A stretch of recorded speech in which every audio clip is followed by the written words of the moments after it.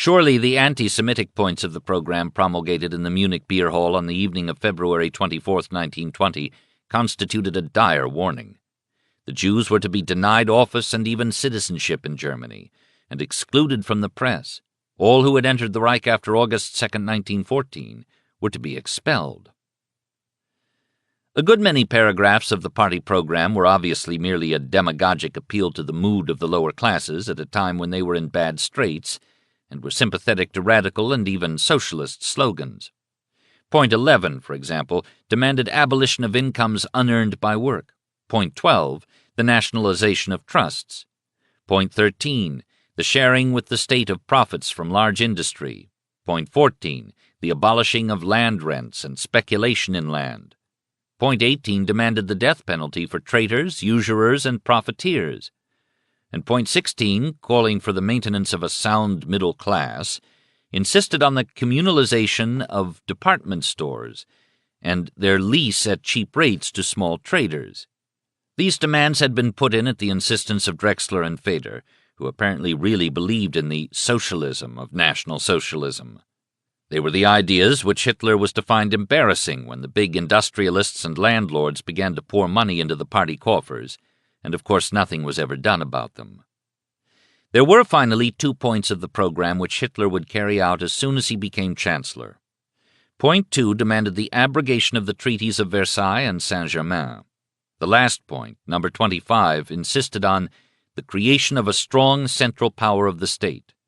This, like points 1 and 2, demanding the union of all Germans in the Reich and the abolition of the peace treaties, was put into the program at Hitler's insistence, and it showed how even then, when his party was hardly known outside Munich, he was casting his eyes on further horizons, even at the risk of losing popular support in his own bailiwick. Separatism was very strong in Bavaria at the time, and the Bavarians, constantly at odds with the central government in Berlin, were demanding less, not more centralization, so that Bavaria could rule itself.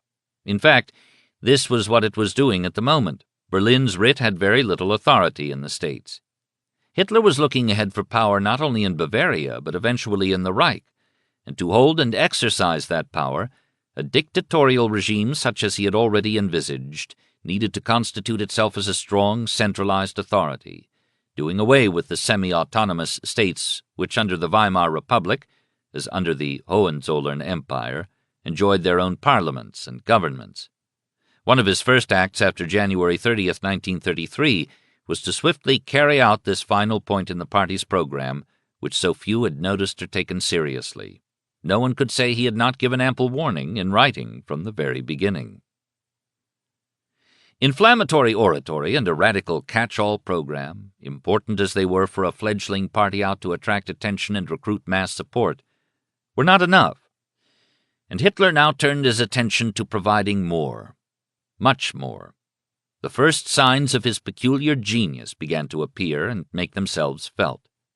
What the masses needed, he thought, were not only ideas, a few simple ideas, that is, that he could ceaselessly hammer through their skulls, but symbols that would win their faith, pageantry and color that would arouse them, and acts of violence and terror which, if successful, would attract adherents. Were not most Germans drawn to the strong, and give them a sense of power over the weak? In Vienna, as we have seen, he was intrigued by what he called the infamous spiritual and physical terror which he thought was employed by the Social Democrats against their political opponents. Now he turned it to good purpose in his own anti-socialist party. At first, ex-servicemen were assigned to the meetings to silence hecklers and, if necessary, toss them out. In the summer of 1920, soon after the party had added National Socialist to the name of the German Workers' Party and became the National Socialist German Workers' Party, or NSDAP as it was now to be familiarly known, Hitler organized a bunch of roughneck war veterans into strong-arm squads, Ordnertruppe, under the command of Emile Maurice, an ex-convict and watchmaker. On October 5, 1921, after camouflaging themselves for a short time as the Gymnastic and Sports Division of the party to escape suppression by the Berlin government, they were officially named the Sturmabteilung, from which the name SA came. The stormtroopers, outfitted in brown uniforms, were recruited largely from the freebooters of the Free Corps and placed under the command of Johann Ulrich Klintzig, an aide of the notorious Captain Erhard, who had recently been released from imprisonment in connection with the murder of Erzberger. These uniformed rowdies, not content to keep order at Nazi meetings, soon took to breaking up those of the other parties. Once, in 1921, Hitler personally led his stormtroopers in an attack on a meeting which was to be addressed by a Bavarian federalist by the name of Ballerstedt, who received a beating. For this, Hitler was sentenced to 3 months in jail, one of which he served. This was his first experience in jail, and he emerged from it somewhat of a martyr and more popular than ever. "It's all right," Hitler boasted to the police. "We got what we wanted. Ballerstedt did not speak." As Hitler had told an audience some months before, the National Socialist movement will in the future ruthlessly prevent, if necessary by force, all meetings or lectures that are likely to distract the minds of our fellow countrymen. In the summer of 1920, Hitler, the frustrated artist but now becoming the master propagandist, came up with an inspiration which can only be described as a stroke of genius.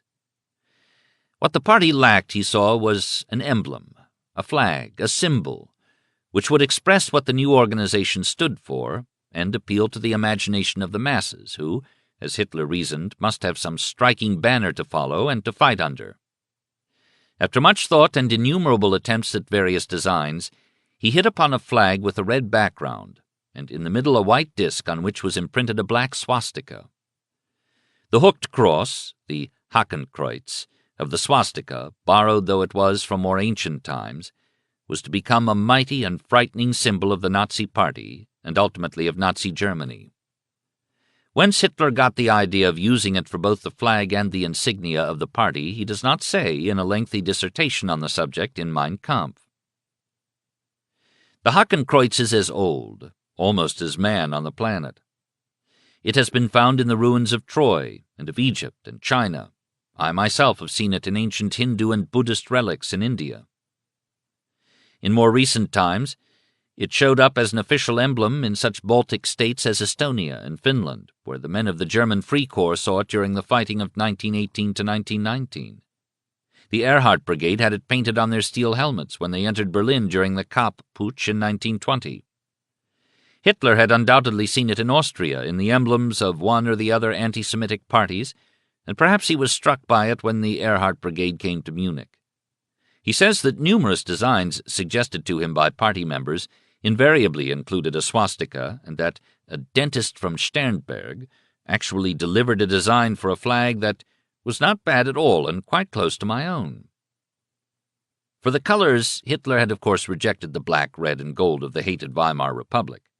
He declined to adopt the old imperial flag of red, white, and black, but he liked its colors not only because he says they form the most brilliant harmony in existence, but because they were the colors of a Germany for which he had fought. But they had to be given a new form, and so a swastika was added. Hitler reveled in his unique creation. "A symbol it really is," he exclaims in Mein Kampf. In red we see the social idea of the movement, in white the nationalist idea, in the swastika the mission of the struggle for the victory of the Aryan man. Soon the swastika armband was devised for the uniforms of the stormtroopers and the party members, and 2 years later Hitler designed the Nazi standards, which would be carried in the massive parades and would adorn the stages of the mass meetings. Taken from old Roman designs, they consisted of a black metal swastika on top with a silver wreath surmounted by an eagle, and below the initials NSDAP on a metal rectangle from which hung cords with fringe and tassels, a square swastika flag with Deutschland erwache, Germany awake, emblazoned on it. This may not have been art, but it was propaganda of the highest order. The Nazis now had a symbol which no other party could match. The hooked cross seemed to possess some mystic power of its own, to beckon to action in a new direction the insecure lower middle classes which had been floundering in the uncertainty of the first chaotic post-war years. They began to flock under its banner.